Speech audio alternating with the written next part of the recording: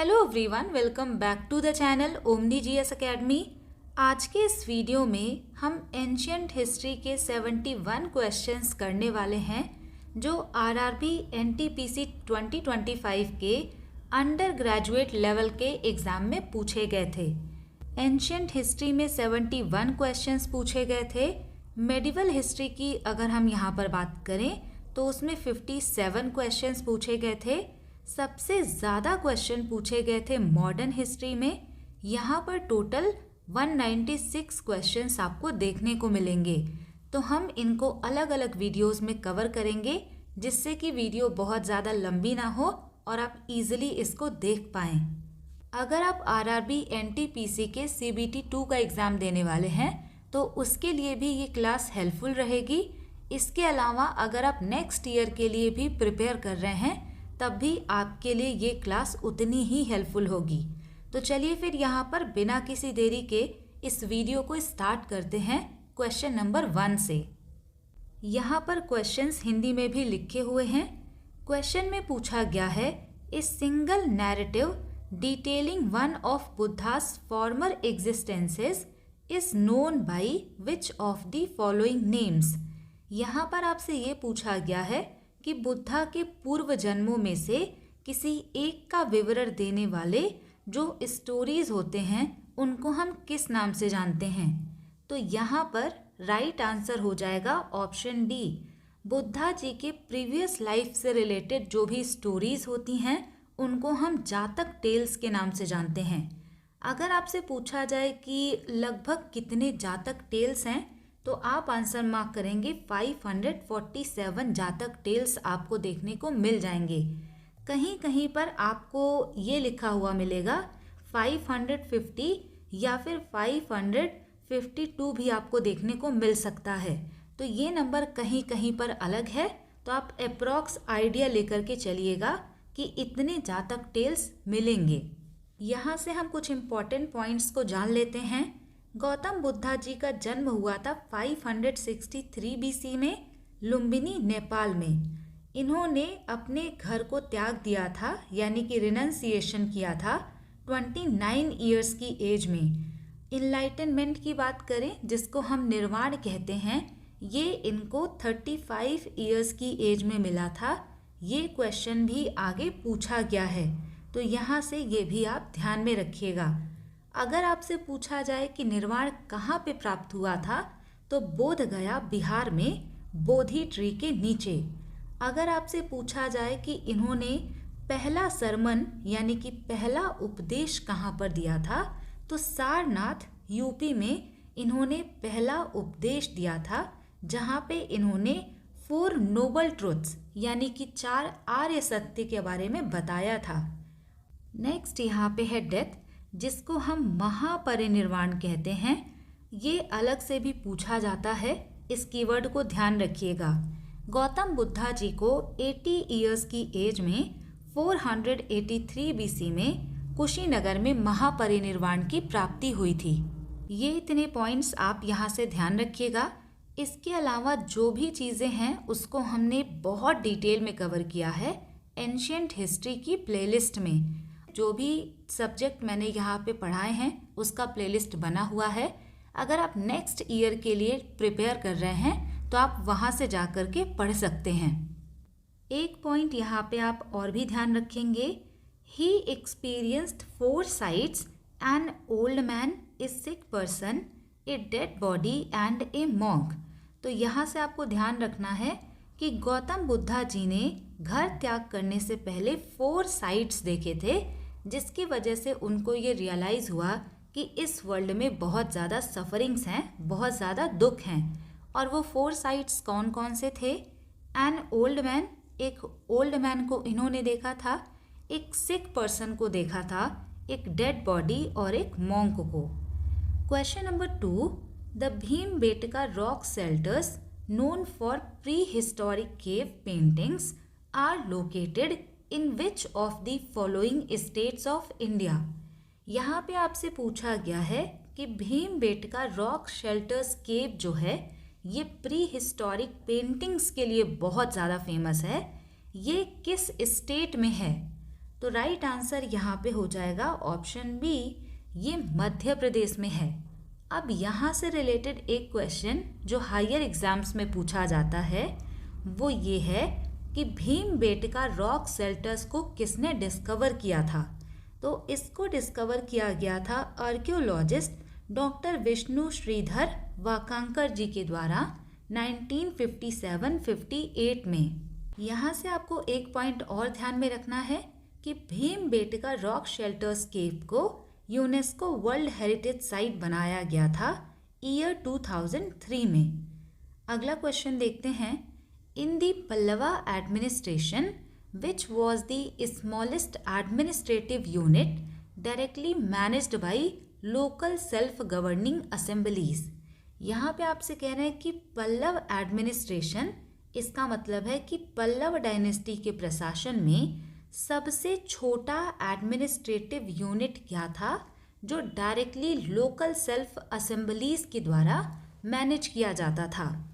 Right answer यहाँ पे हो जाएगा ऑप्शन सी, जो स्मॉलेस्ट यूनिट था एडमिनिस्ट्रेशन का उसको हम उर कहते थे।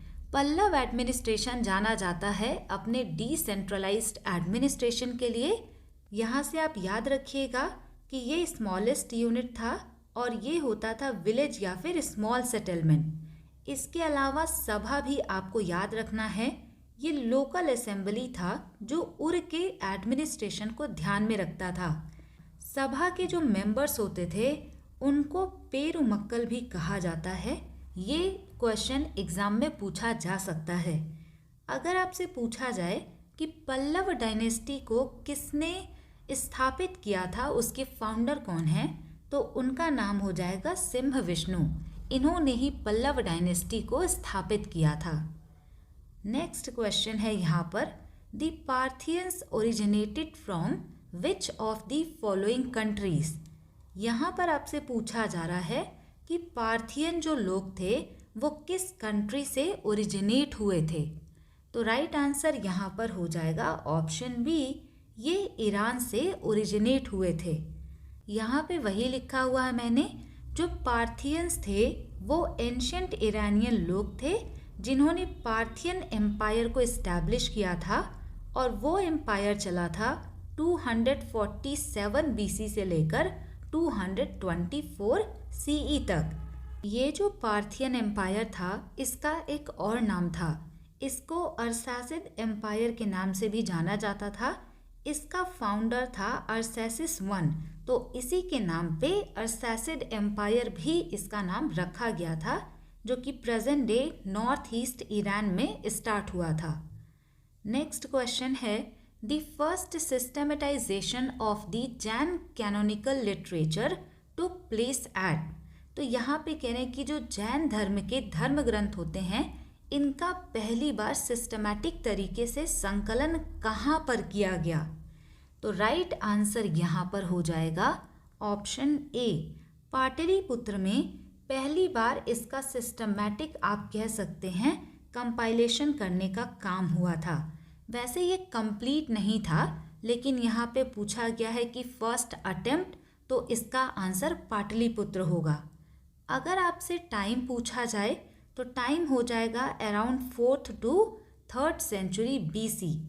ये जो पाटलिपुत्र का काउंसिल हुआ था इसको हेड किया था स्थूलभद्र जी ने, और इनका एम ये था कि जो भी अगम होते हैं, अगम का मतलब होता है जैन स्क्रिप्चर, जैन के जो धर्म ग्रंथ होते हैं उनको अगम कहा जाता है। तो इसी को इकट्ठा करना और कोडिफाई करना इनका एम था, और ये उस टाइम पर हो रहा था जब मगध में फैमाइन आया था, यानी कि अकाल आया था। तो ये चीज़ आप ध्यान में रखेंगे कि जैन स्क्रिप्चर्स को अगम कहा जाता है। ऐसे क्वेश्चन जो कीवर्ड वाले होते हैं वो अलग से भी पूछ लिए जाते हैं। अगला क्वेश्चन यहाँ पर देखते हैं, question number 6, the lion capital located at Sarnath which is adopted as the national emblem of the Republic of India was erected by which of the following Mauryan king। यहाँ पे आपसे ये पूछा गया है कि सारनाथ का जो लॉयन कैपिटल है, जो कि हमारा नेशनल एम्बलम है, ये किस मौर्यन किंग के द्वारा इरेक्ट कराया गया था? राइट आंसर यहाँ पे हो जाएगा ऑप्शन डी, अशोका के द्वारा इसको इरेक्ट कराया गया था।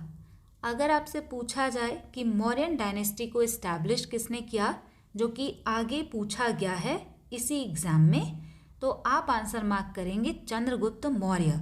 उन्होंने विष्णुगुप्त या फिर चाणक्य की सहायता से मौर्यन एम्पायर को इस्टेब्लिश किया था। चंद्रगुप्त मौर्य के बाद इनके बेटे आते हैं, जिनका नाम यहाँ पर होता है बिंदुसार। अब इनके बाद यहाँ पर अशोक आते हैं। अशोका से रिलेटेड आपसे ये क्वेश्चन पूछा जाएगा कि बैटल ऑफ कलिंगा इन्होंने कब लड़ा था, तो इसका आंसर हो जाएगा 261 BC। ये बहुत इंपॉर्टेंट है। अगला क्वेश्चन है, which of the following is incorrect about the Harappans. तो यहाँ पर आपसे पूछा गया है कि हड़प्पन्स के बारे में कौन सा ऑप्शन इनकरेक्ट है, गलत है। पहला ऑप्शन यहाँ पर लिखा है, they exported ornaments, timber, some object of daily use. तो ये बिल्कुल सही है कि ये सजावट के सामान, टिम्बर और डेली यूज़ के ऑब्जेक्ट को एक्सपोर्ट किया करते थे। सेकंड ऑप्शन है यहाँ पर, the most favoured ornaments were beads of carnelian. तो यहाँ पे कह रहे हैं कि जो मोस्ट फेवर्ड आभूषण या गहना था वो था बीड्स ऑफ कार्नेलियन। तो ये क्या होता है, ये सेमी प्रेशियस स्टोन होता है, रेड या फिर रेडिश वाइट कलर का। तो ये कह रहे हैं कि सबसे ज़्यादा ये वहाँ पे लोग यूज़ करते थे, पसंद करते थे। थर्ड यहाँ पे है, the Harappans were engaged in active trade. तो ये तो बिल्कुल सही है, हड़प्पा के लोग एक्टिव ट्रेड किया करते थे। फोर्थ यहाँ पर ऑप्शन है, the Harappans used only gold to make tools, pots and pans. तो यहाँ पे कह रहे हैं कि हड़प्पन्स केवल गोल्ड का यूज़ करते थे टूल, पॉट्स और पैन्स बनाने में। तो ये वाला जो ऑप्शन है ये बिल्कुल इनकरेक्ट हो जाएगा। हड़प्पन्स यहाँ पे बहुत तरीके के मेटल्स यूज़ करते थे, जैसे कि copper, gold, silver and bronze. ये ऑप्शन इस वजह से गलत है क्योंकि यहाँ पे लिखा हुआ है ओनली गोल्ड। इसके अलावा आप यहाँ से ध्यान रखेंगे कि हड़प्पा के कौन कौन से इम्पॉर्टेंट साइट्स हैं और उनको किसने एक्सकेवेट किया था, क्योंकि ये क्वेश्चन भी एग्ज़ाम में पूछ लिया जाता है। जैसे कि सबसे पहला साइट जो यहाँ पे था इंडस वैली सिविलाइजेशन का, वो था हड़प्पा। इसको एक्सकेवेट कराया था दयाराम साहनी जी ने 1921 में। प्रेजेंट डे ये पंजाब का जो प्रोविंस है पाकिस्तान का, वहाँ पर लोकेटेड है। सेकंड यहाँ पे है मोहनजोदारो, जिसको एक्सकेवेट करवाया था आर.डी. बैनर्जी जी ने 1922 में। प्रेजेंट टाइम में सिंध पाकिस्तान में है ये। चनहुदड़ो जो है इसको एन.जी. मजूमदार जी ने एक्सकेवेट कराया था 1931 में, ये भी सिंध पाकिस्तान में है। कालीबंगन जो है इसको अमलानंद घोषे ने एक्सकेवेट कराया था 1953 में, ये राजस्थान इंडिया में है। इसके अलावा लोथल, इसको एक्सकेवेट कराया था आर.डी. राव ने, गुजरात में है ये। इसके अलावा यहाँ पे साइट के नेम, उनके लोकेशन और वहाँ से कौन सी चीज़ें मिली ये लिखा हुआ है। कई बार एग्ज़ाम में कुछ पर्टिकुलर चीज़ों के नाम दिए जाते हैं और पूछा जाता है कि ये किस साइट पर मिला था, तो इस वजह से ये टेबल इम्पॉर्टेंट है।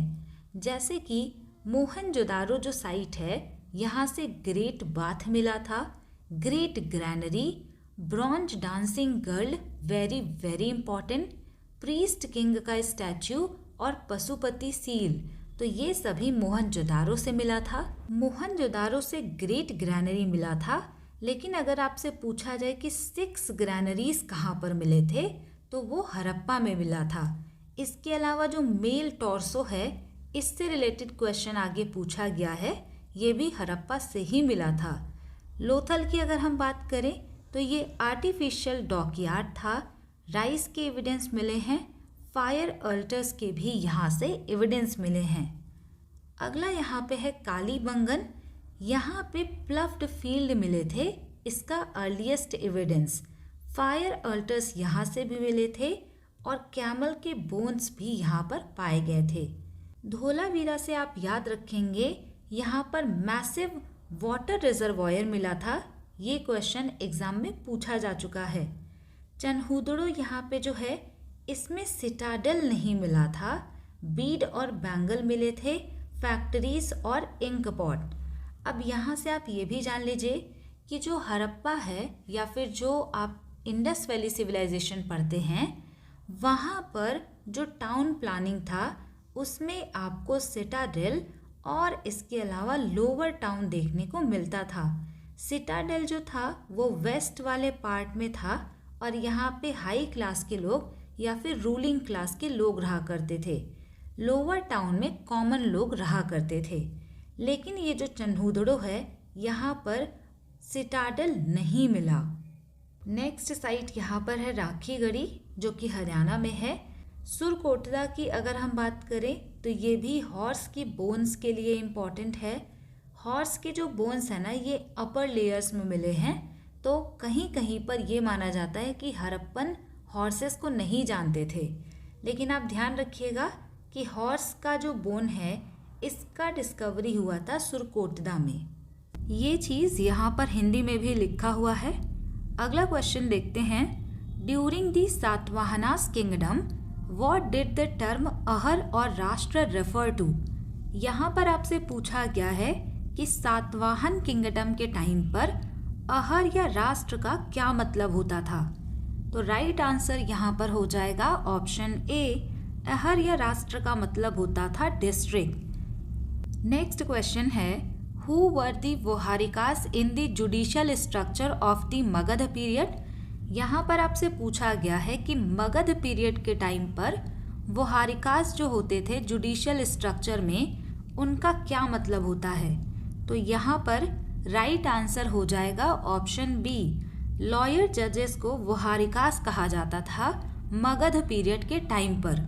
Question number 10, the Eran stone inscription states that Samudragupta was chosen as king by his father because of his.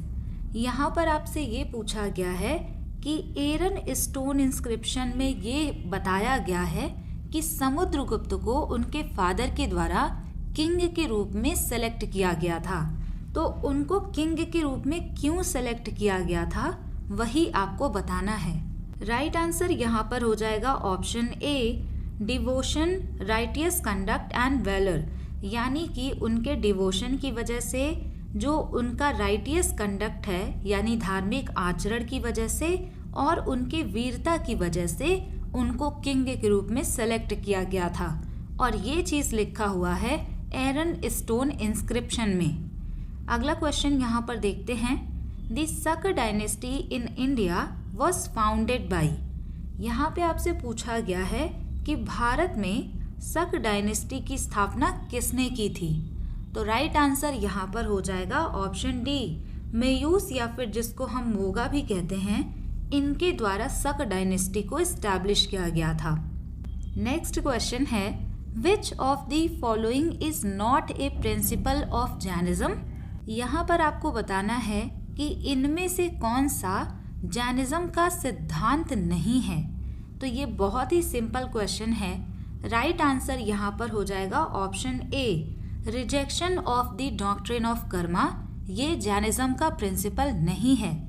जितने भी रिलीजन हैं उन सभी में ये चीज़ बताया जाता है कि आपको अपनी ड्यूटीज़ परफॉर्म करनी चाहिए।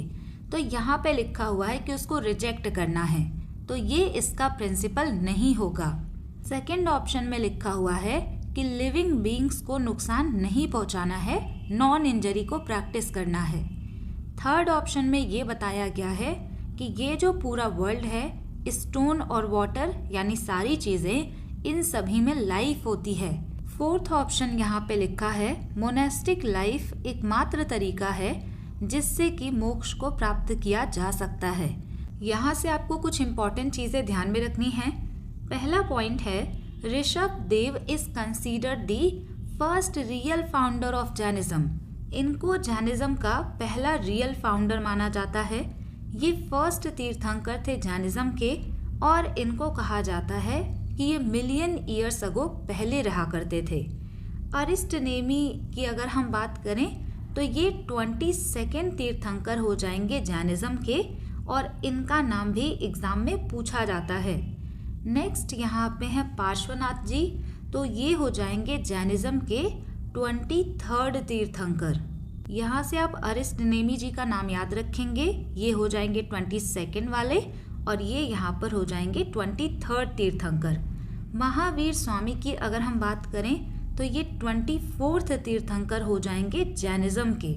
इसके अलावा आपसे ये भी पूछा जाता है कि अजीत नाथ जी जो हैं ये कौन से तीर्थंकर थे जैनिज्म के, तो ये 2nd नंबर के तीर्थंकर हो जाएंगे।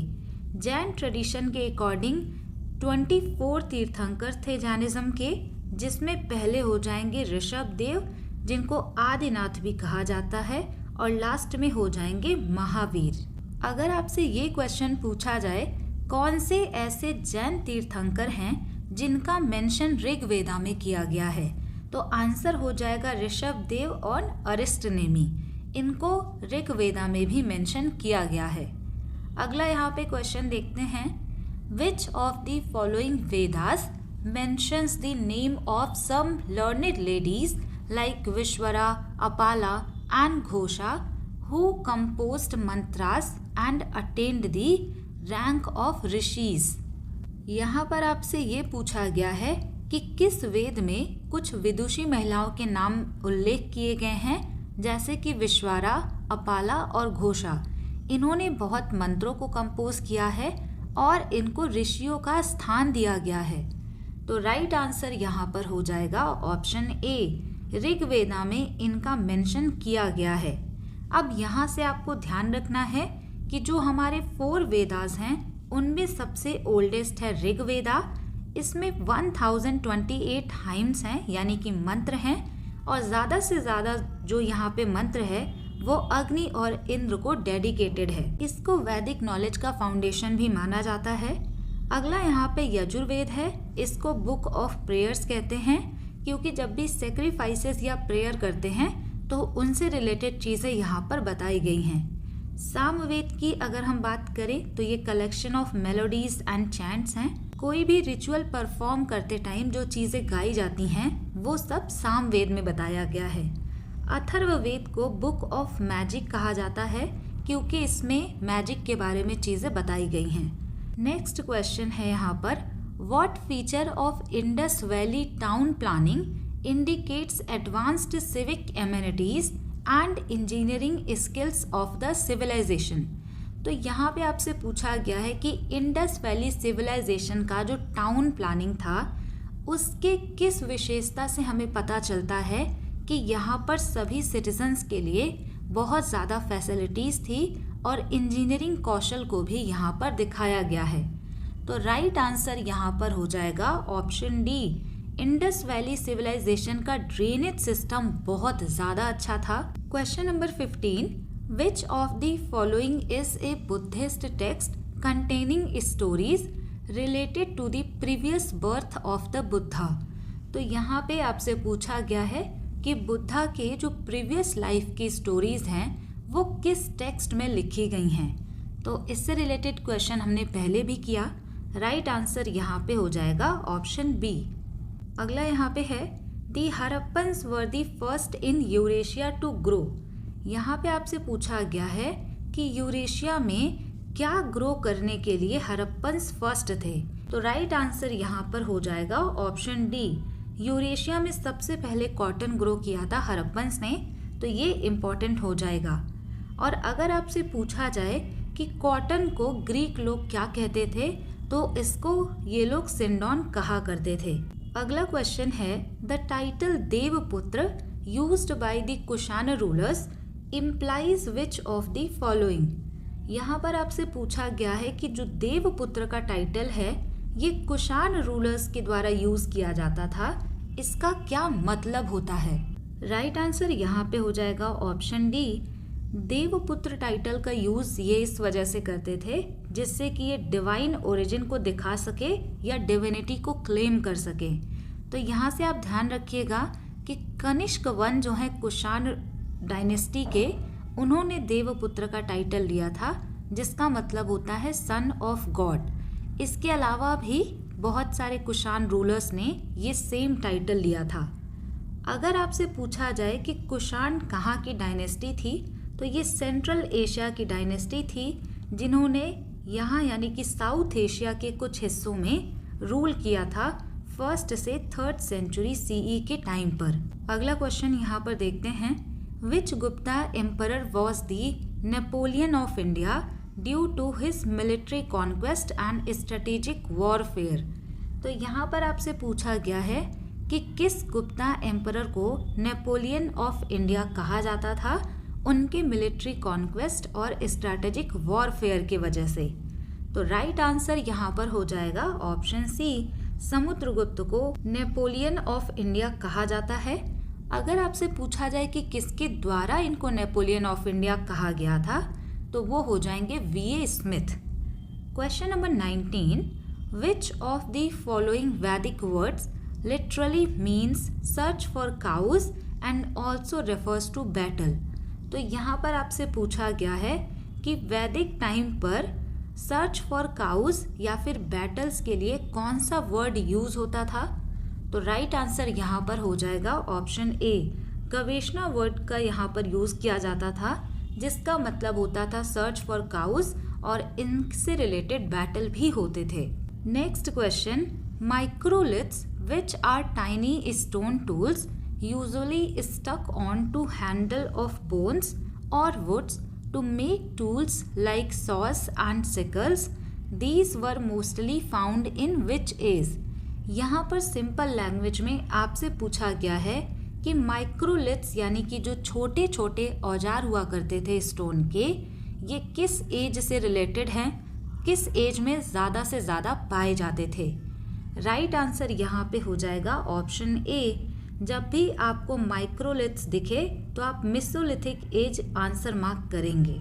यहाँ पर जो क्वेश्चन नंबर 21 है वो अच्छा क्वेश्चन है, इसको आप ध्यान में रखिएगा। क्वेश्चन में पूछा गया है, which of the following Buddhist text is often called the Gita of Buddhism for its importance and teachings. तो यहाँ पर आपको बताना है कि गीता ऑफ बुद्धिज्म किस बुद्धिस्ट टेक्स्ट को कहा जाता है, क्योंकि यहाँ पे बहुत सारी टीचिंग्स हैं और ये बहुत इम्पॉर्टेंट है। राइट आंसर यहाँ पर हो जाएगा ऑप्शन डी, धम्मपद को गीता ऑफ बुद्धिज्म कहा जाता है। यहाँ से आप ये भी ध्यान रख सकते हैं कि धम्मपद कलेक्शन है 423 वर्सेस का। वर्स का मतलब होता है छंद। इसको 26 चैप्टर्स में डिवाइड किया गया है। यहाँ से क्वेश्चन ये भी पूछा जा सकता है कि धम्मपद किसका पार्ट है। तो ये पार्ट है खुदग्ग निकाय का, और खुदग्ग निकाय पार्ट है सुत्त पिटक का। आपने पढ़ा होगा कि बुद्धिज्म में त्रिपिटकास इम्पॉर्टेंट होते हैं, जिसमें है विनय पिटक, सुत्त पिटक और अभिधम्म पिटक। यहाँ पे जो सुत्त पिटक है इसी में आता है खुदग्ग निकाय, और खुदग्ग निकाय का ही पार्ट है धम्मपदा। आई होप आपको ये समझ में आ गया होगा। Question number 22, the Vardhan dynasty was also known by which of the following names. तो यहाँ पर आपको बताना है कि वर्धन डायनेस्टी को और किस नाम से जानते थे। राइट आंसर यहाँ पर हो जाएगा ऑप्शन सी, पुष्यभूति डायनेस्टी के नाम से भी इसको जानते थे। यहाँ से आप ये भी ध्यान रखिएगा कि प्रभाकर वर्धन इस डायनेस्टी के पहले इम्पॉर्टेंट किंग थे, लेकिन ये इस डायनेस्टी के फाउंडर नहीं माने जाते हैं। हर्षवर्धन भी इसके मोस्ट इम्पॉर्टेंट किंग हो जाएंगे। नॉर्थ इंडिया में इन्होंने रूल किया था 606 से लेकर 647 CE तक। CGL 2020 में क्वेश्चन पूछा गया था कि वर्धन डायनेस्टी के फाउंडर कौन थे, तो आंसर यहाँ पे हो जाएगा पुष्यभूति। इन्होंने थानेश्वर से रूल किया था और इन्हीं को ही इसका फाउंडर माना जाता है। इसके अलावा एक पॉइंट यहाँ पे है, Hiuen Tsang has praised Harsha a lot by saying that he was a laborious king. Hiuen Tsang ने हर्षवर्धन की तारीफ की थी ये कहते हुए कि ये बहुत ही मेहनती राजा थे। यहाँ से चालुक्य डायनेस्टी के बारे में भी कुछ इम्पॉर्टेंट चीज़ें हैं। पहला पॉइंट है Pulakeshin one was the founder of the Chalukya dynasty. Chalukya dynasty के फाउंडर थे पुलकेशिन वन और इन्होंने कैपिटल बनाया था बादामी या फिर वातापी को। पुलकेशिन वन के ही सन का नाम था कीर्तिवर्मन फर्स्ट। अगर आपसे पूछा जाए कि चालुक्य डायनेस्टी के लॉन्गेस्ट सर्विंग किंग कौन थे जिन्होंने बहुत टाइम तक रूल किया था, तो वो हो जाएंगे विजयादित्य। इसके बाद यहाँ पे पुलकेशिन सेकंड भी आते हैं जिन्होंने पल्लव डायनेस्टी के महेंद्र वर्मन फर्स्ट को हराया था। तो ये छोटे छोटे डिटेल एग्जाम में पूछे जाते हैं। अगर आपसे पूछा जाए कि चालुक्य डायनेस्टी के लास्ट किंग कौन थे, तो वो हो जाएंगे कीर्तिवर्मन सेकंड जिनको दंती दुर्ग ने हराया था। अगर आपको याद हो तो दंती दुर्ग जो हैं ये राष्ट्रकूटा डायनेस्टी के फाउंडर हैं। Next and most important point यहाँ पे हो जाएगा हर्षवर्धन का बैटल हुआ था पुलकेशिन सेकंड के साथ में। वही चीज़ यहाँ पर स्टार मार्क करके मैंने लिखा हुआ है। अगर आपसे पूछा जाए कि ये बैटल कहाँ पर हुआ था और कब हुआ था, तो हर्षवर्धन और पुलकेशिन सेकंड के बीच में नर्मदा रिवर के किनारे 618 और 619 एडी में ये बैटल हुआ था। हर्षवर्धन चाहते थे कि वो अपने एम्पायर को सदर्न इंडिया में भी एक्सपैंड करें, लेकिन इनको पुलकेशिन सेकंड के द्वारा नर्मदा रिवर के किनारे ही रोक दिया जाता है। और ये चीज़ मेंशन किया गया है ऐहोल इंस्क्रिप्शन में, जिसको कि पुलकेशिन सेकंड के ही जो कोर्ट पोएट थे रवि कीर्ति उन्होंने कंपोज किया है। अगला क्वेश्चन है the Acheulian cultural tradition is primarily identified with which types of advanced and symmetrical stone tools. तो यहाँ पे कह रहे कि जो एक्यूलियन या फिर एशियोलियन कल्चर होता था, यहाँ पे एक उन्नत और सम्मित जो स्टोन के औजार हैं या फिर स्टोन के टूल हैं उनका यूज़ किया जाता था। तो कौन सा इम्पॉर्टेंट टूल था उसी का नाम बताना है। राइट आंसर यहाँ पे हो जाएगा ऑप्शन ए। इसमें सबसे इम्पॉर्टेंट टूल था क्लीवर और हैंड एक्सेस। यहाँ से आपका ये भी क्वेश्चन आएगा कि एक्यूलियन पीरियड था क्या, तो ये रिलेटेड था लोअर पैलियोलिथिक पीरियड से। हिस्ट्री में हमने पढ़ा है पैलियोलिथिक एज है, मेसोलिथिक एज और यहाँ पे आ जाएगा नियोलिथिक एज। इसको हिंदी में कहा जाता है पुरा पाषाण काल, ये मध्य पाषाण काल और ये नव पाषाण काल। यहाँ पे जो पैलियोलिथिक एज है इसको भी 3 पार्ट में डिवाइड किया गया है।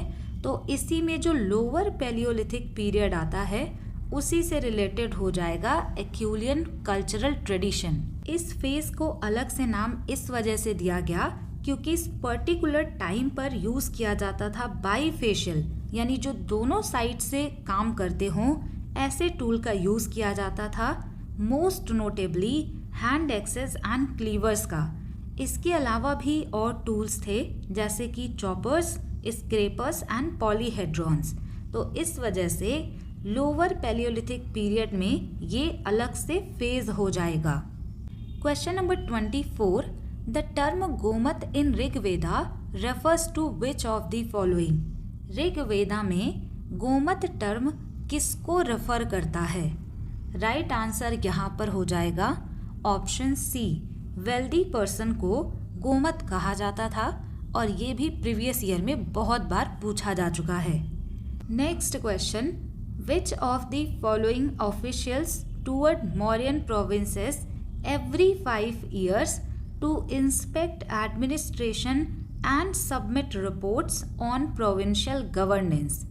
यहाँ पर आपसे पूछा गया है कि कौन से ऑफिशियल होते थे जो मौर्यन प्रोविंसेस में हर 5 साल में टूर करते थे वहाँ के एडमिनिस्ट्रेशन को जांचने के लिए, और फिर वो प्रोविंशियल गवर्नेंस पर अपना रिपोर्ट भी सबमिट करते थे। तो उन्हीं ऑफिशियल का नाम बताना है। राइट आंसर यहाँ पर हो जाएगा ऑप्शन डी, प्रदेशिका जो थे वो यहाँ पर विजिट करते थे हर 5 साल पर और प्रोविंशियल गवर्नेंस पर रिपोर्ट भी सबमिट करते थे। अगला क्वेश्चन है, what is the main content of the 4 Vedas composed during early वैदिक पीरियड। यहाँ पर आपसे ये पूछा गया है अर्ली वैदिक पीरियड के टाइम पर जो 4 वेदा कंपोज किए गए थे उनका मेन कंटेंट क्या है, उनमें क्या चीज़ें मुख्य रूप से बताई गई हैं। राइट आंसर यहाँ पर हो जाएगा option B, prayers and hymns यहाँ पर बताए गए हैं। Question number 27, which of the following Jain councils was held at Vallabhi Gujarat in 512 CE under the chairmanship of Devaradi Kshama Shraman. यहाँ पर आपसे पूछा गया है कि 512 AD में वल्लभी गुजरात में कौन सा जैन काउंसिल हुआ था। राइट आंसर यहाँ पर हो जाएगा option B, second Jain council यहाँ पर हुआ था। यहाँ से आप ध्यान रखिएगा कि केवल 2 जैन काउंसिल हुई थी, फर्स्ट और सेकंड। फर्स्ट जैन काउंसिल की अगर हम बात करें तो ये 4th से 3rd सेंचुरी BCE में हुआ था। पर्टिकुलर ईयर कहीं पे 310 BC लिखा हुआ है और कहीं कहीं पर 300 BC लिखा हुआ है। इसके लोकेशन की अगर हम बात करें कि ये कहाँ पर हुआ था तो पाटलिपुत्र में हुआ था। इसका पर्पस था to compile and preserve the teachings of lord Mahavir. Lord Mahavir के टीचिंग्स को कंपाइल करना इसका पर्पस था। उस टाइम पर प्रेसिडेंट थे स्थूलभद्र। आउटकम यानी कि रिजल्ट की अगर हम बात करें तो लॉर्ड महावीर के ओरल टीचिंग्स को यहाँ पर रिटन टेक्स्ट में ऑर्गेनाइज किया गया था। तो फर्स्ट जैन काउंसिल में 12 अंगास को कंपाइल किया गया। सेकेंड जैन काउंसिल 512 AD में हुआ था वल्लभी मॉडर्न डे गुजरात में। इसका पर्पस था to compile and finalise Jain scriptures. तो जैन के जो धार्मिक ग्रंथ हैं उनको फाइनलाइज करना और कंपाइल करना इसका पर्पस था। प्रेसिडेंट का नाम यहाँ पर आपने पढ़ा। आउटकम की अगर हम बात करें तो 12 अंगास का भी कंपाइलेशन हुआ, 12 उपंगा का भी यहाँ पे कंपाइलेशन हुआ, 10 यहाँ पे प्रकीरण, 6 चेद सूत्रास, 4 मूल सूत्रास, 2 चूलिका सूत्रास, इन सभी को सेकेंड जैन काउंसिल में कंपाइल किया गया। यहीं से आप ध्यान रखेंगे बुद्धिस्ट काउंसिल के बारे में। टोटल 4 बुद्धिस्ट काउंसिल हुए थे। किसने पैट्रोनेज दिया, किसने प्रेसाइड किया और कहाँ पर ये हुआ, ये आपको ध्यान रखना होगा।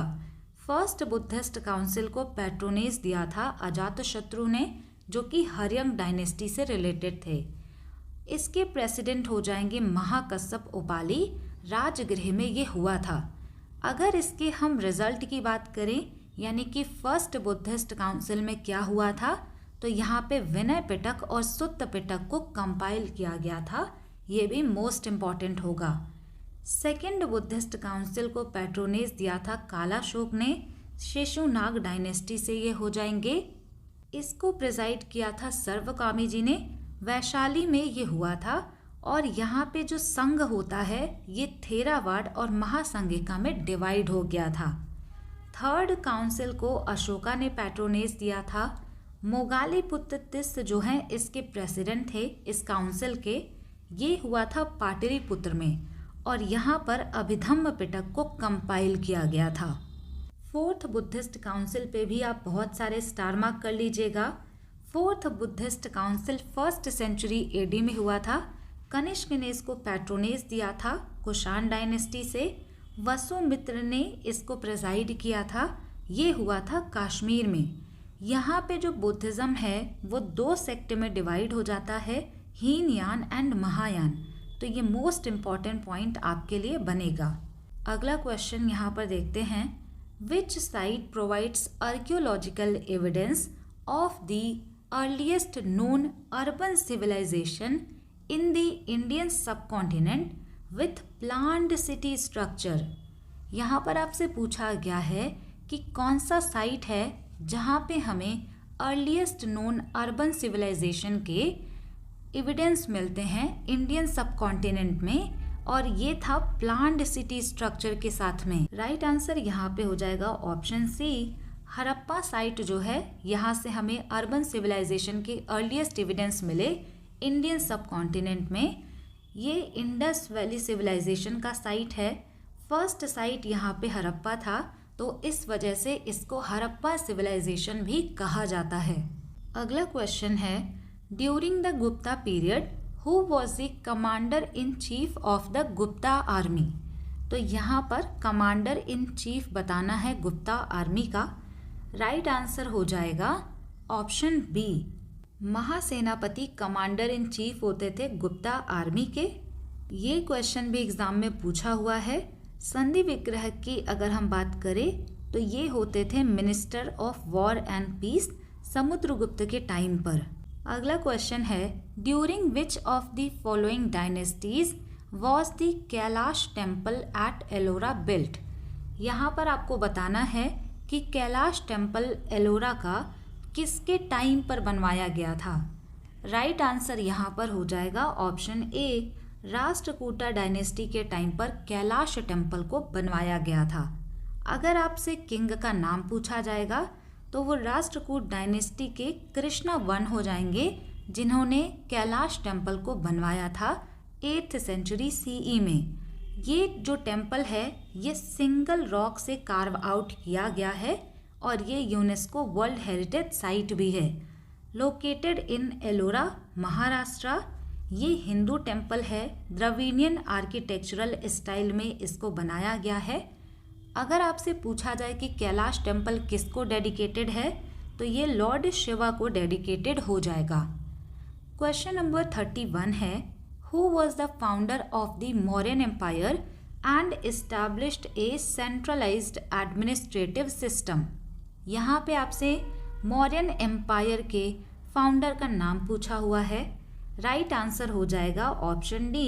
चंद्रगुप्त मौर्य ने इसको इस्टेब्लिश किया था। ये चीज़ आप ध्यान रखिएगा, CGL 2025 में पूछा गया है कि किसका एडमिनिस्ट्रेशन हाईली सेंट्रलाइज्ड था, तो वो हो जाएगा मौर्यन एम्पायर का एडमिनिस्ट्रेशन। आगे बढ़ते हैं। Question number 32, after the fall of Mauryas which dynasty was established bye Pushyamitra Shunga, A commander in chief who killed the last Mauryan king. तो यहाँ पर कह रहे हैं कि जब मौर्यन डायनेस्टी का फॉल हुआ उसके बाद पुष्यमित्र शुंग ने, जो कि कमांडर इन चीफ थे मौर्यन किंग के, उनको मार करके अपनी डायनेस्टी को इस्टेब्लिश किया। तो डायनेस्टी का नाम आपको बताना है। राइट आंसर यहाँ पर हो जाएगा ऑप्शन बी। पुष्यमित्र शुंग ने शुंग डायनेस्टी को इस्टेब्लिश किया था। यहाँ से आप ये भी याद रखिएगा कि लास्ट मौर्यन किंग थे बृहद्रथ। कई बार अलग से भी इनका क्वेश्चन पूछा जाता है। नेक्स्ट क्वेश्चन पे मूव करते हैं। The primary cause for the rise of Jainism and Buddhism was the religious unrest in India in the. यहाँ पे कह रहे हैं कि जो जैनिज्म और बुद्धिज्म का राइज हुआ था, इसका जो प्राथमिक कारण था वो था इंडिया में रिलीजियस अनरेस्ट। तो आपसे टाइम पीरियड पूछा गया है। राइट आंसर यहाँ पर हो जाएगा option A. 6th century BCE में इंडिया में रिलीजियस अनरेस्ट था। ये प्राइमरी कॉज हो जाएगा जैनिज्म और बुद्धिज्म के राइज का। अगला क्वेश्चन है, which of the following dynasties initiated the practice of land grants to Brahmanas. यहाँ पर आपसे पूछा गया है कि किस डायनेस्टी के द्वारा लैंड ग्रांट को स्टार्ट किया गया था। तो राइट आंसर यहाँ पर हो जाएगा ऑप्शन बी। सातवाहना डायनेस्टी के टाइम पर ब्राह्मण्स को लैंड ग्रांट देने का जो प्रैक्टिस है उसको स्टार्ट किया गया था। अगला क्वेश्चन है, Milind Panho is a post modern text which contains the conversation between the Indo-Greek ruler Menander and the scholar and Buddhist monk। तो यहाँ पर आपसे ये पूछा गया है कि मिलिंद पन्हों में किसके कॉन्वर्जेशन यानी किसके किसके बीच की बातचीत को दिखाया गया है, जो कि एक पोस्ट मॉडर्न टेक्स्ट है। तो इसका राइट आंसर हो जाएगा ऑप्शन सी। नागसेन और यहाँ पे जो मेनांडर हैं इंडो ग्रीक रूलर, इनके बीच के कॉन्वर्जेशन को दिखाया गया है। Question number 36, which of the following kings of Kalinga in the 2nd century BC professed the Jainism in India. तो यहाँ पे आपसे कह रहे हैं कि कलिंग के किस किंग ने 2nd century BC में इंडिया में जैनिज्म धर्म का पालन किया। तो यहाँ पर आपसे कलिंग के किंग के बारे में पूछा गया है। तो राइट आंसर यहाँ पर हो जाएगा ऑप्शन डी, खारवेल यहाँ पर राइट आंसर हो जाएंगे। अगला क्वेश्चन देखते हैं, which of the following was not a reason for the palaeolithic people to move from one place to place.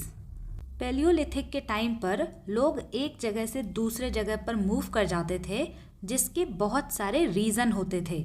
यहाँ पर आपको बताना है कि इनके एक जगह से दूसरे जगह मूव करने का कौन सा रीज़न नहीं था। तो ये चीज़ भी ना एग्ज़ाम में आपको ध्यान से पढ़ना होता है। क्वेश्चन में आपसे नॉट पूछा गया है।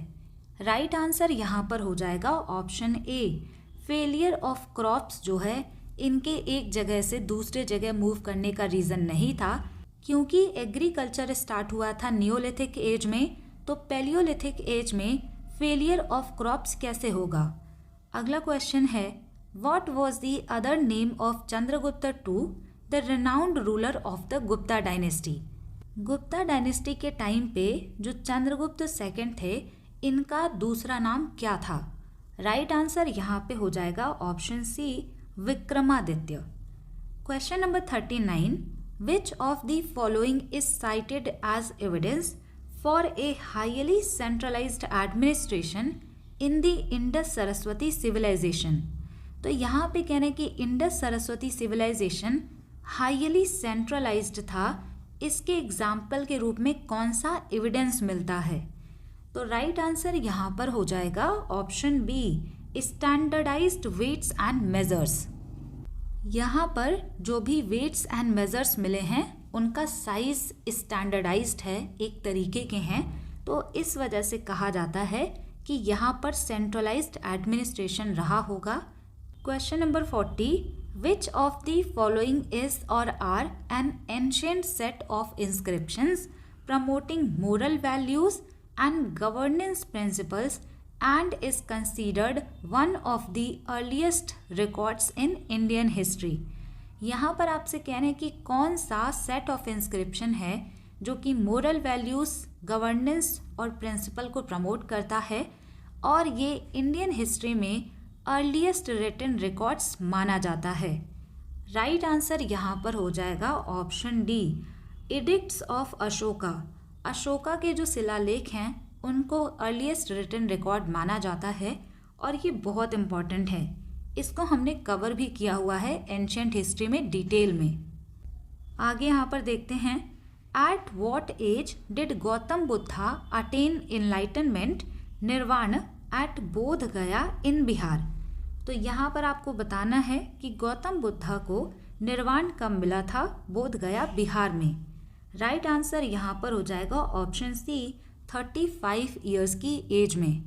नेक्स्ट क्वेश्चन है, during the later Vedic period which of the following animals was specifically mentioned as useful for ploughing swampy land.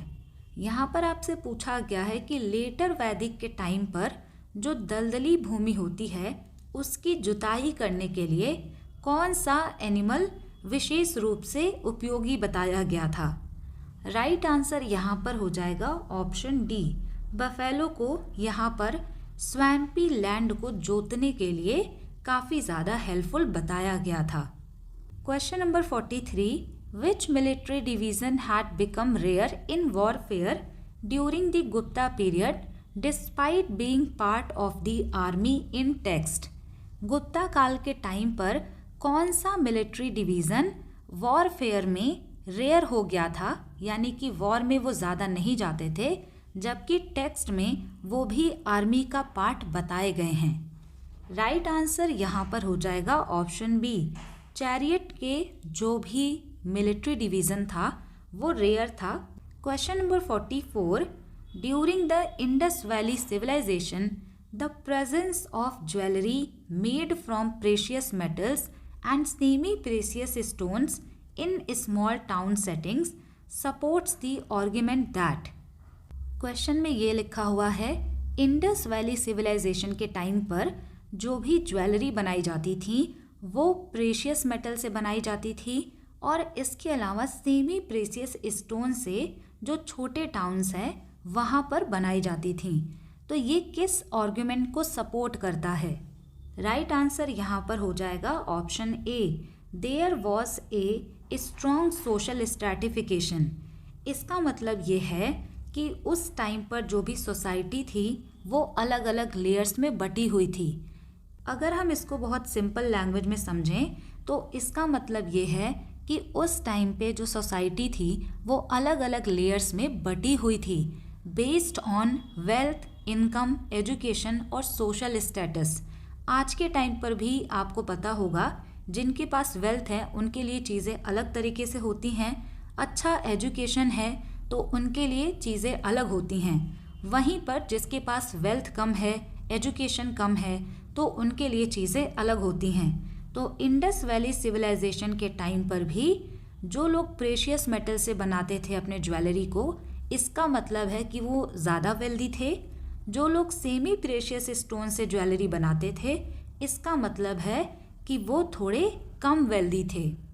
इससे ये पता चलता है कि उस टाइम पर स्ट्रॉन्ग सोशल स्ट्रैटिफिकेशन था, यानी सोसाइटी अलग अलग फैक्टर के बेसिस पर लेयर्स में बटी हुई थी। नेक्स्ट यहाँ पे क्वेश्चन है, which of the following groups of people is said to have migrated into the late Indus valley era India from central Asia. यहाँ पे आपको बताना है कि सेंट्रल एशिया में कौन से लोग लेट इंडस वैली एरा में इंडिया में माइग्रेट करते हैं। तो यहाँ पर राइट आंसर हो जाएगा ऑप्शन ए, आर्यंस यहाँ पे माइग्रेट करते हैं ऐसा माना जाता है। अगला क्वेश्चन है, the Visuddhimagga a key Buddhist text was written by which of the following scholars. यहाँ पे आपको बताना है कि विशुद्धिमग्गा जो कि एक बुद्धिस्ट टेक्स्ट है, इसको किस स्कॉलर के द्वारा लिखा गया था। इसका राइट आंसर हो जाएगा ऑप्शन बी, इसको बुद्ध घोष के द्वारा लिखा गया था। यहाँ से आपको ये भी ध्यान रखना है कि अश्वघोष पहले संस्कृत ड्रामेटिस्ट थे जो कि कुषाण किंग कनिष्क के कोर्ट में रहा करते थे। इन्होंने बहुत सारी चीज़ें लिखी हैं जैसे कि महालंकारा, सौंदरानंद काव्य और बुद्ध चरित इन्होंने ही लिखा है, जिनमें से ये कई बार एग्जाम में पूछा हुआ है। नेक्स्ट यहाँ पे नागार्जुन हैं, इनसे रिलेटेड आपको याद रखना है कि ये गौतमी पुत्र सातकर्णी के कंटेम्पोरेरी थे, समकालीन थे। गौतमी पुत्र सातकर्णी सातवाहन डायनेस्टी से रिलेटेड हो जाएंगे। नागार्जुन को माना जाता है founder of the Madhyamika school of Mahayana Buddhism. Mahayana Buddhism में जो माध्यमिका स्कूल है उसके ये फाउंडर माने जाते हैं। इसके अलावा इन्होंने शून्यवाद या फिर एम्प्टीनेस के थ्योरी को प्रोपेगेट भी किया था। तो इनसे रिलेटेड ये कुछ इन्फॉर्मेशन है, हिंदी में भी ये चीज़ लिखी हुई है। अगला क्वेश्चन है, which Indo Greek rulers envoy Heliodorus installed a pillar in Vidisha and was a devotee of Lord Krishna. यहाँ पर आपको बताना है कि कौन से इंडो ग्रीक रूलर का इन्वॉय हेलियोडोरस था जिसने विदिशा में एक पिलर इंस्टॉल किया और वो लॉर्ड कृष्णा का डिवोटी था। राइट आंसर यहाँ पर हो जाएगा ऑप्शन ए, एंटियालकिडास राइट आंसर हो जाएगा। कहीं कहीं पर आपको ये इस तरीके से लिखा हुआ देखने को मिलेगा तो आपको कंफ्यूज नहीं होना है। तो इंडो ग्रीक रूलर था एंटियालसिडास और इसी का एम्बेसडर था हेलियोडोरस और इसी ने विदिशा के पिलर को इंस्टॉल किया था।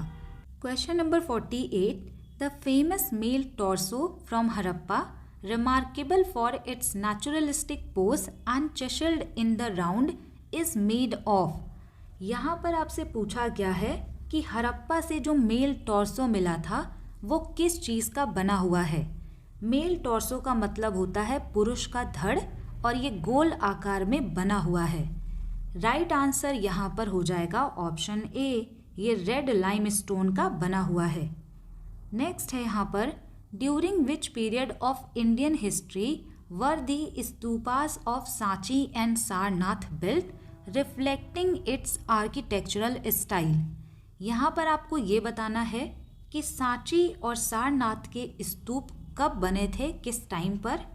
राइट आंसर यहाँ पर हो जाएगा ऑप्शन सी, मौर्यन रूल के टाइम पर सांची और सारनाथ के स्तूप बने थे।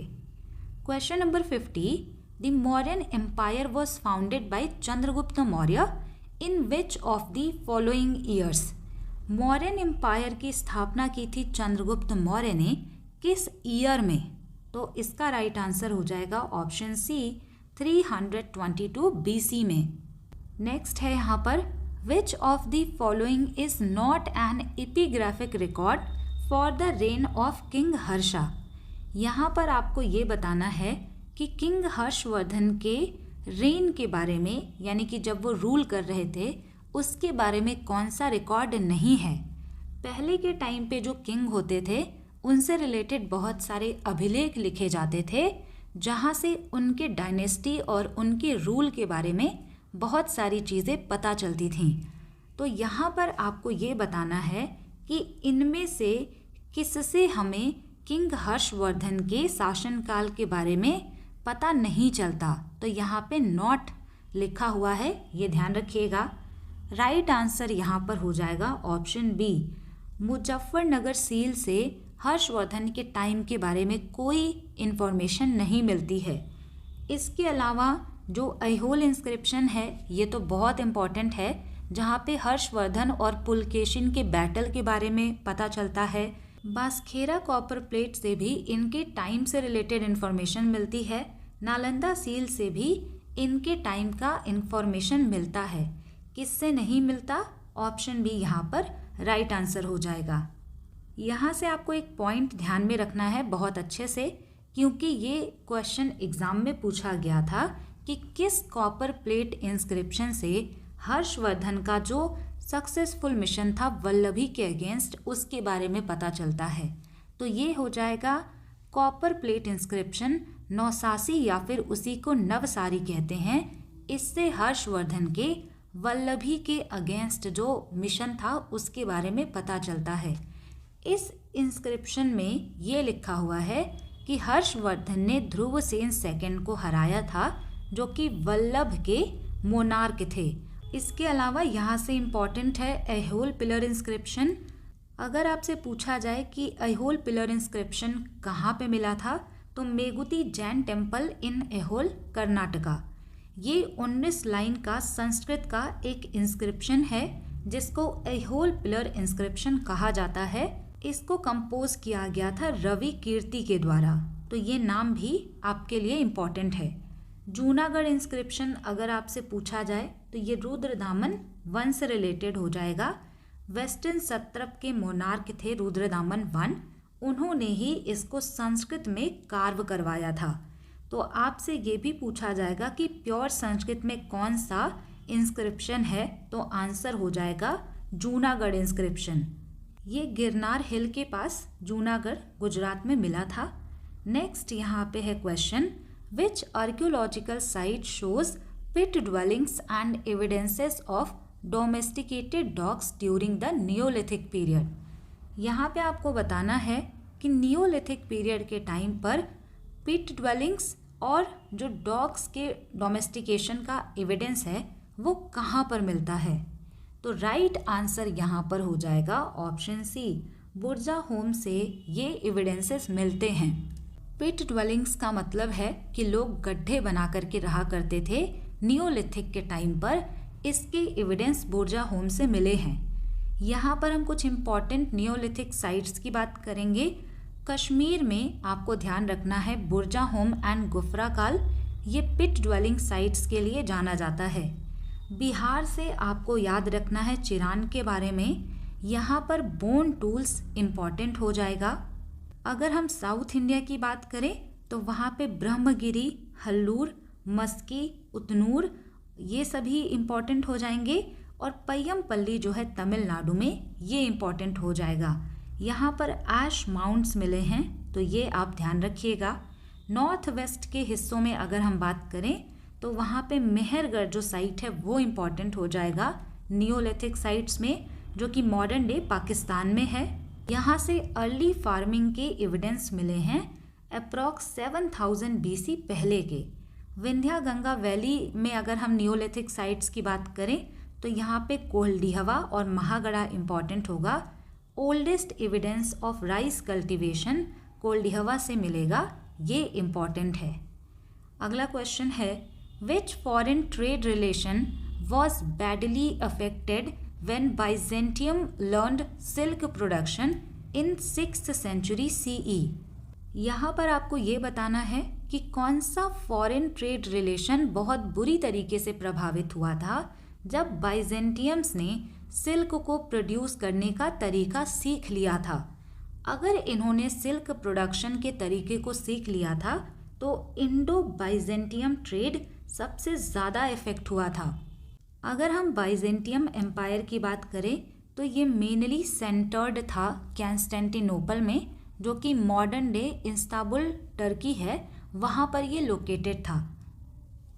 नेक्स्ट क्वेश्चन है which Buddhist scripture explicitly states all dhammas are without self affirming the doctrine of Anant.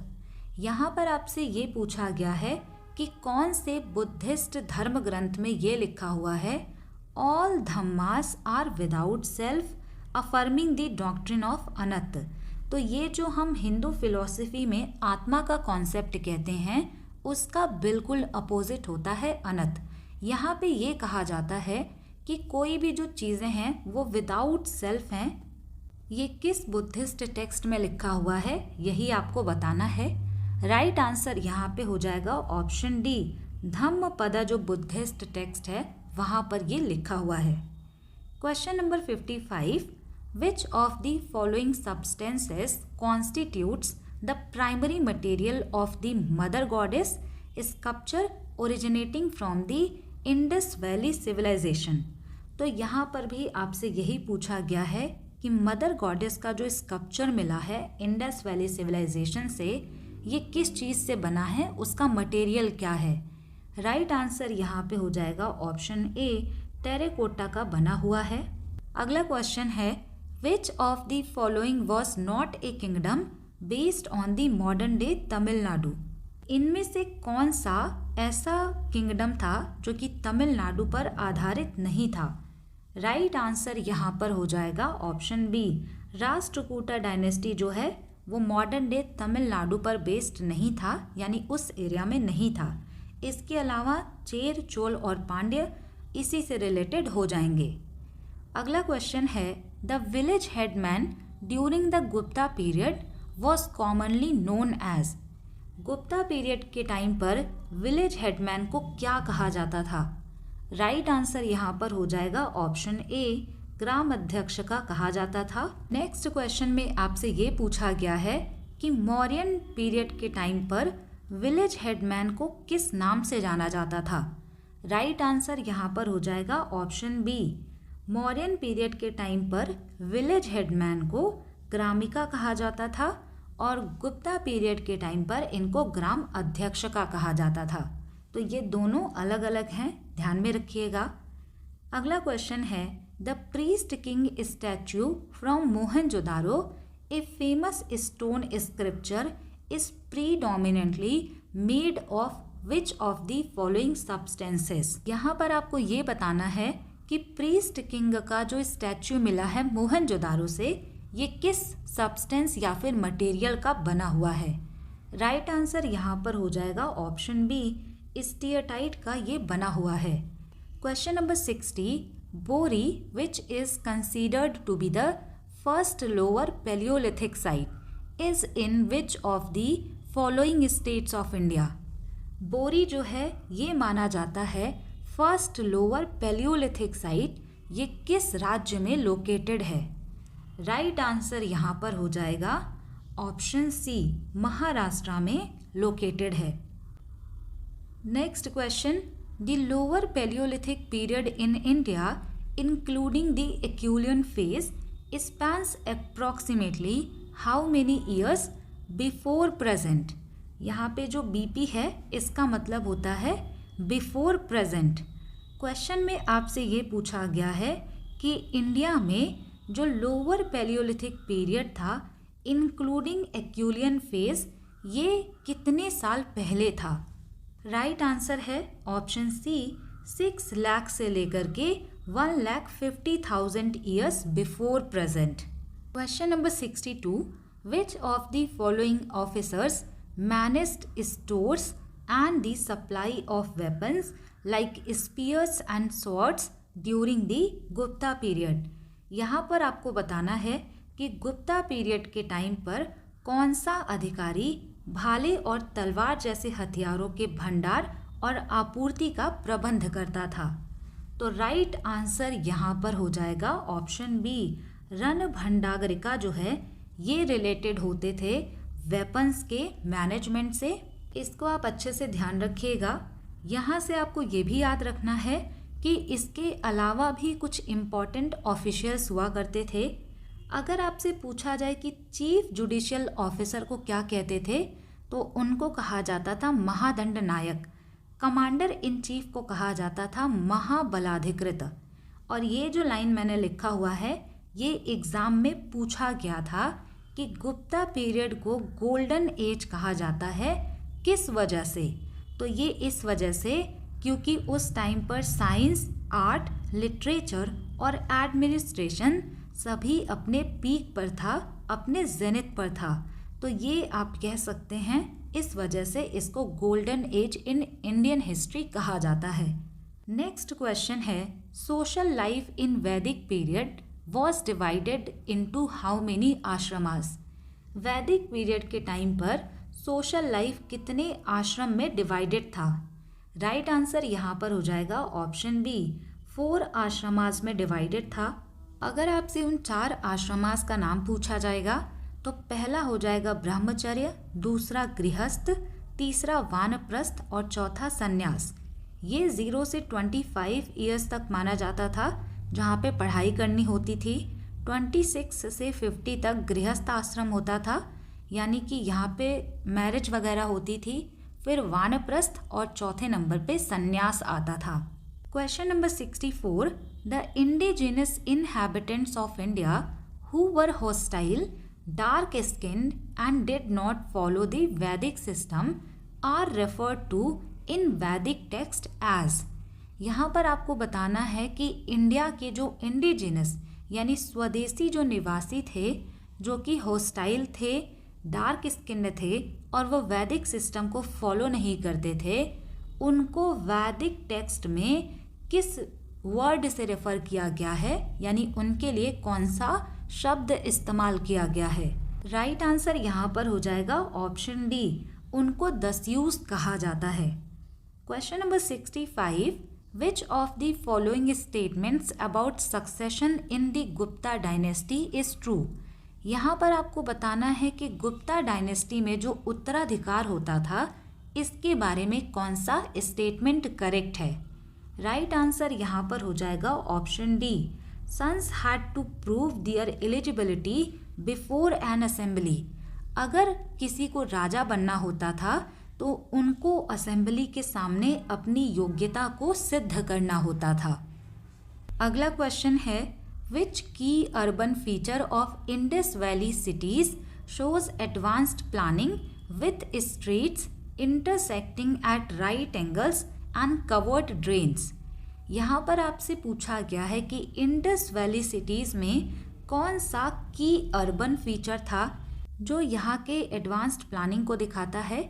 Street यहाँ पर एक दूसरे को राइट एंगल पर इंटरसेक्ट करते थे, जो भी ड्रेन्स होते थे यानी कि नालियाँ वो ढकी हुई होती थी। तो राइट आंसर यहाँ पर हो जाएगा option B, grid pattern layout जो है ये की अर्बन फीचर था इंडस वैली सिविलाइजेशन का, तभी यहाँ पर सारी चीज़ें बहुत अच्छी तरीके से ऑर्गेनाइज्ड थीं। अगला क्वेश्चन है, Arthashastra which formed the basis of governance and administration during the Mauryan period discussed which of the following problems of the citizens. यहाँ पर आपसे पूछा गया है कि अर्थशास्त्र जो कि गवर्नेंस और एडमिनिस्ट्रेशन के बेसिस को बताता है, मौर्यन पीरियड के टाइम पर यहाँ पर सिटीजन के कौन से प्रॉब्लम को डिस्कस किया गया है। राइट आंसर यहाँ पर हो जाएगा option B, socio economic problems को डिस्कस किया गया है। यहाँ से आप ये भी याद रखेंगे कि अर्थशास्त्र में सप्तांग थ्योरी भी दिया गया है। ये क्वेश्चन एग्जाम का क्वेश्चन है। आपसे अगर पूछा जाए कि अर्थशास्त्र को किसने लिखा था, तो इसको चाणक्य ने लिखा था, जिनको कि विष्णुगुप्त और कौटिल्य के नाम से भी जाना जाता है। Question number 68, which of the following technique was used by the Harappa to create bronze sculptures. तो यहाँ पर आपसे पूछा गया है कि हड़प्पन्स लोग जो ब्रॉन्ज के स्कल्पचर्स बनाते थे, उसके लिए कौन सी टेक्निक्स का वो इस्तेमाल करते थे। राइट आंसर यहाँ पर हो जाएगा option C, lost wax casting का ये इस्तेमाल करते थे। इसमें क्या होता है, जो वैक्स होता है उसका इस्तेमाल करके पहले एक फ्रेमवर्क बनाया जाता है, फिर उसमें जो मेटल होते थे उनको मेल्ट करके डाल दिया जाता था। बाद में जो वैक्स है उसको मेल्ट कर दिया जाता था, उसको निकाल दिया जाता था और स्कल्पचर बन के तैयार हो जाता था। इसको कहते हैं lost wax casting. Third last question है, what was the Mauryan administrative head of city governance called as mentioned in Arthashastra. यहाँ पे कह रहे हैं कि शहर के शासन के मौर्य प्रशासनिक प्रमुख को क्या कहा जाता था। राइट आंसर यहाँ पर हो जाएगा ऑप्शन बी, नागरिका कहा जाता था, जो अर्बन एडमिनिस्ट्रेशन को ध्यान में रखते थे। सेकेंड लास्ट क्वेश्चन है, in which of the following states of India are the rock shelters of Bhimbetka located. यहाँ पर आपसे पूछा गया है कि भीमबेटका रॉक शेल्टर्स इंडिया के किस स्टेट में लोकेटेड हैं। राइट आंसर यहाँ पर हो जाएगा ऑप्शन डी, मध्य प्रदेश में। लास्ट क्वेश्चन यहाँ पर आपसे पूछा गया है, the Bhimbetka rock shelters are associated with which prehistoric period. तो कौन से प्रागैतिहासिक काल से भीमबेटका रॉक शेल्टर्स रिलेटेड हैं। राइट आंसर यहाँ पर हो जाएगा option C, lower chalcolithic period से ये रिलेटेड हो जाएगा। ये थी आज की क्लास, जहाँ पे हमने आरआरबी एनटीपीसी अंडर ग्रेजुएट में पूछे गए एंशिएंट हिस्ट्री के 71 क्वेश्चंस को सॉल्व किया है। इसके बाद हम मेडिवल हिस्ट्री और मॉडर्न हिस्ट्री के क्वेश्चंस को भी देखेंगे। बायोलॉजी, फिजिक्स और केमिस्ट्री सभी के क्वेश्चंस यहाँ पर हम करने वाले हैं। इसके अलावा जो स्टैटिक जीके है उसके क्वेश्चंस भी हम यहाँ पर करेंगे और इनसे रिलेटेड इम्पॉर्टेंट इन्फॉर्मेशन को भी समझेंगे। अगर आपने इस वीडियो को लास्ट तक देखा है तो thanks for watching, stay tune, keep learning, keep working hard.